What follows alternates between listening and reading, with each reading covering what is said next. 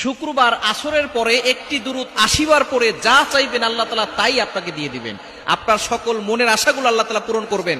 অনেকেই বলেন, হুজুর আমরা দোয়া করি, দোয়া কবুল হচ্ছে না, মনের আশা পূরণ হচ্ছে না, আল্লাহর কাছে চাচ্ছি পাচ্ছি না। দোয়া কবুলের কিছু সময় রয়েছে।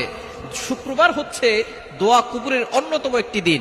জুমার দিন leader of the all day, সকল দিনের সর্দার হচ্ছে জুমার দিন। সাইয়্যিদুল আইয়াম, নেতা হচ্ছে জুমার দিন। এই জুমার দিন আল্লাহ তাআলা অসংখ্য অগণিত মানুষের গুনাহ খাতাগুলো মাফ করে দেন এবং তাদের দোয়াগুলো কবুল করে নেন।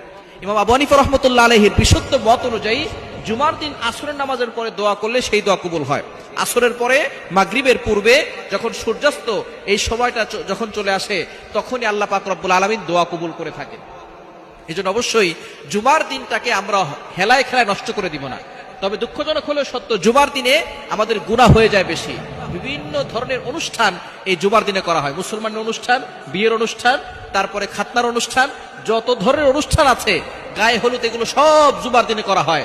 জুমার দিনে আমরা এই বিয়ে যেগুলো হয়, ম্যাক্সিমাম বিয়েগুলোর ভিতরে হারাম, গান বাজনা, ঢোল তবলা এগুলো নিয়ে তারপরে বিয়ে করা শুরু করে, যার কারণে তারা গুনাহের কাজ আরো জুমার দিনে বেশি করে থাকে। এজন্য জুমার দিন হেলায় খেলায় নষ্ট করা যাবে না।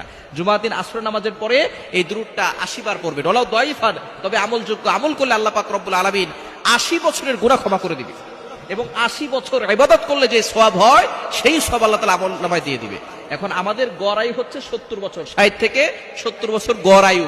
সুতরাং আপনি যদি ৮০ বার পড়েন, ৮০ বছরের গুনাহ মাফ এবং ৮০ বছর ইবাদত করার সওয়াব। দুরূদটি পড়ার দরকার আছে না নাই? দুরূদটি হচ্ছে আল্লাহুম্মা সাল্লি আলা মুহাম্মাদিনিন নাবিয়্যিল উম্মিয়্যি ওয়া আলা আলিহি ওয়া সাল্লিম তাসলিমা। এতটুকু ছোট্ট দুরূদ, আল্লাহুম্মা সাল্লি আলা মুহাম্মাদিনিন নাবিয়্যিল উম্মিয়্যি ওয়া আলা আলিহি ওয়া সাল্লিম তাসলিমা। এই দুরূদটির প্রতিটি মসজিদে লাগিয়ে রাখা দরকার, যাতে করে মুসল্লিদের মনে পড়ে। আসরের নামাজ আপনি যেখানে পড়বেন সেখানে বসেই কারোর সাথে কথা না বলে ৮০ বার পড়বেন।